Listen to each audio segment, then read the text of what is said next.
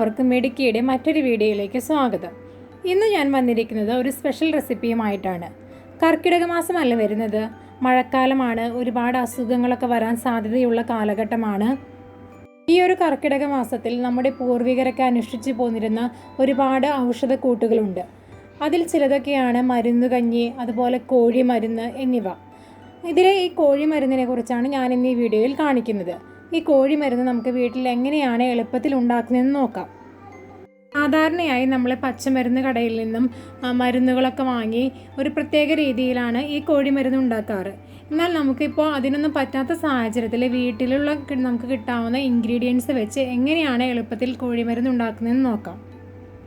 ഇതിനായിട്ട് 1 ടീസ്പൂൺ ചെറിയ ജീരകം, 1 ടീസ്പൂൺ മുഴുവൻ കുരുമുളക്, 2 ടേബിൾ സ്പൂൺ മുഴുവൻ മല്ലി, പിന്നെ കുറച്ച് മഞ്ഞൾ ഉണക്കിയത്.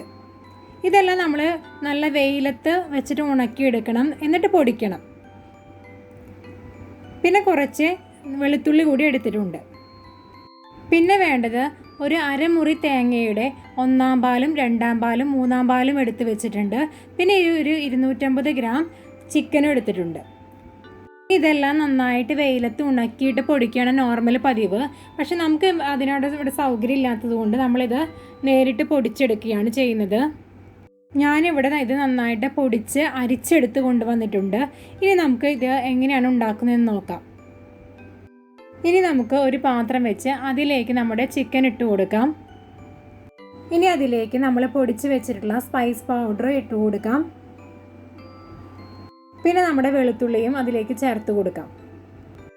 ഇനി അതിലേക്ക് നമ്മുടെ മാറ്റി വെച്ചിട്ടുള്ള 2-ാം പാലും 3-ാം പാലും നമുക്ക് ഒഴിച്ചു കൊടുക്കാം. ഇനി ഈ 2-ാം പാലിലും 3-ാം പാലിലും കിടന്നിട്ടാണ് നമ്മുടെ ഈ ചിക്കൻ നന്നായി വേവേണ്ടത്.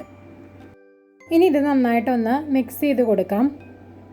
അതിനുശേഷം നമുക്ക് ഇത് മൂടി വെച്ച് വേവിച്ചെടുക്കാം. ഒരു 10-15 മിനിറ്റ് കഴിഞ്ഞതിന് ശേഷം നമുക്ക് മൂടി തുറന്ന് അതിലെ തേങ്ങാപ്പാലെല്ലാം വറ്റി വരുന്നത് വരെ നമുക്ക് വെയിറ്റ് ചെയ്യാം.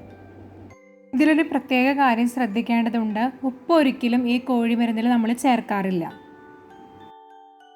ഇപ്പോൾ 2-ാം പാലും 3-ാം പാലും നന്നായിട്ട് വറ്റി വന്നിട്ടുണ്ട്. ഇനി ഇതിലേക്ക് നമുക്ക് 1-ാം പാൽ കൂടി ഒഴിച്ചു കൊടുക്കാം.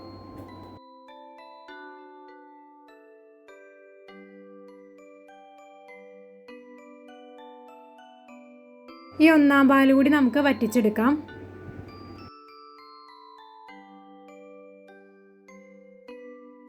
ഇപ്പോൾ നമ്മുടെ 1-ാം പാൽ കൂടി നന്നായിട്ട് വറ്റി വന്നിട്ടുണ്ട്.